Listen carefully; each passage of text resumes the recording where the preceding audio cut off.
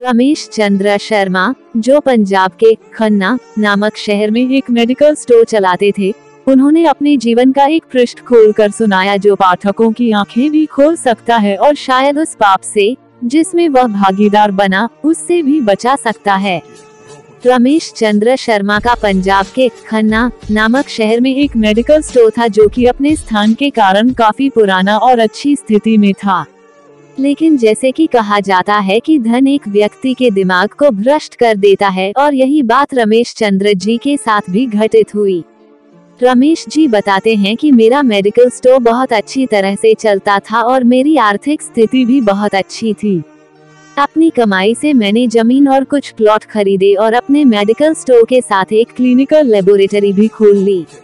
लेकिन मैं यहाँ झूठ नहीं बोलूँगा, मैं एक बहुत ही लालची किस्म का आदमी था, क्योंकि मेडिकल फील्ड में दोगुनी नहीं बल्कि कई गुना कमाई होती है। शायद ज्यादातर लोग इस बारे में नहीं जानते होंगे कि मेडिकल प्रोफेशन में 10 रुपए में आने वाली दवा आराम से 70-80 रुपए में बिक जाती है। लेकिन अगर कोई मुझसे कभी 2 रुपए भी कम करने को कहता तो मैं ग्राहक को मना कर देता। खैर, मैं हर किसी के बारे में बात नहीं कर रहा हूँ, सिर्फ अपनी बात कर रहा हूँ। वर्ष 2008 में गर्मी के दिनों में एक बूढ़ा व्यक्ति मेरे स्टोर में आया। उसने मुझे डॉक्टर की पर्ची दी। मैंने दवा पढ़ी और उसे निकाल लिया। उस दवा का बिल 560 रुपए बन गया। लेकिन बूढ़ा सोच रहा था। उसने अपनी सारी जेब खाली कर दी, लेकिन उसके पास कुल 180 रुपए थे। मैं उस समय बहुत गुस्से में था, क्योंकि मुझे काफी समय लगा कर उस बूढ़े व्यक्ति की दवा निकालनी पड़ी थी और ऊपर से उसके पास पर्याप्त पैसे भी नहीं थे। बूढ़ा दवा लेने से मना भी नहीं कर पा रहा था। शायद उसे दवा की सख्त जरूरत थी। फिर उस बूढ़े व्यक्ति ने कहा, मेरी मदद करो, मेरे पास कम पैसे हैं और मेरी पत्नी बीमार है। हमारे बच्चे भी हमें पूछते नहीं हैं। मैं अपनी पत्नी को इस तरह वृद्धावस्था में मरते हुए नहीं देख सकता। लेकिन मैंने उस समय उस बूढ़े व्यक्ति की बात नहीं सुनी और उसे दवा वापस छोड़ने के लिए कहा। यहाँ पर मैं एक बात कहना चाहूँगा कि वास्तव में उस बूढ़े व्यक्ति की दवा की कुल राशि 120 रुपए ही बनती थी।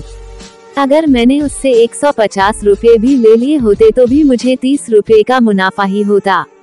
लेकिन मेरे लालच ने उस बूढ़े लाचार व्यक्ति को भी नहीं छोड़ा। फिर मेरी दुकान पर खड़े एक दूसरे ग्राहक ने अपनी जेब से पैसे निकाले और उस बूढ़े आदमी के लिए दवा खरीदी। लेकिन इसका भी मुझ पर कोई असर नहीं हुआ। मैंने पैसे लिए और बूढ़े को दवाई दे दी। समय बीतता गया और वर्ष 2009 आ गया। मेरे इकलौते बेटे को ब्रेन ट्यूमर हो गया। पहले तो हमें पता ही नहीं चला, लेकिन जब पता चला तो बेटा मृत्यु के कगार पर था। पैसा बहता रहा और लड़के की बीमारी खराब होती गई। प्लॉट बिक गए, जमीन बिक गई और आखिरकार मेडिकल स्टोर भी बिक गया। लेकिन मेरे बेटे की तबीयत बिल्कुल नहीं सुधरी। उसका ऑपरेशन भी हुआ और जब सब पैसा खत्म हो गया तो आखिरकार डॉक्टरों ने मुझे अपने बेटे को घर ले जाने और उसकी सेवा करने के लिए कहा। उसके पश्चात 2012 में मेरे बेटे का निधन हो गया। मैं जीवन भर कमाने के बाद भी उसे बचा नहीं सका। 2015 में मुझे भी लकवा मार गया और मुझे चोट भी लग गई। आज जब मेरी दवा आती है तो उन दवाओं पर खर्च किया गया पैसा मुझे काटता है, क्योंकि मैं उन दवाओं की वास्तविक कीमत को जानता हूँ। एक दिन मैं कुछ दवाई लेने के लिए मेडिकल स्टोर पर गया और 100 रू का इंजेक्शन मुझे 700 रू में दिया गया।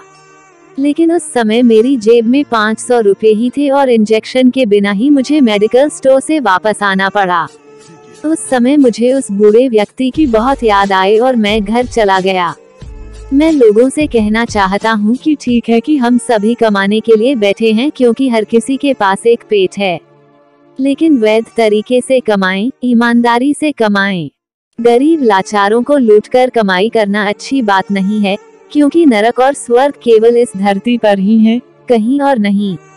और आज मैं नरक भुगत रहा हूँ। पैसा हमेशा मदद नहीं करता। हमेशा ईश्वर के भय से चलो, उसका नियम अटल है, क्योंकि कई बार एक छोटा सा लालच भी हमें बहुत बड़े दुख में धकेल सकता है। वीडियो पूरा देखने के लिए आप सभी का धन्यवाद।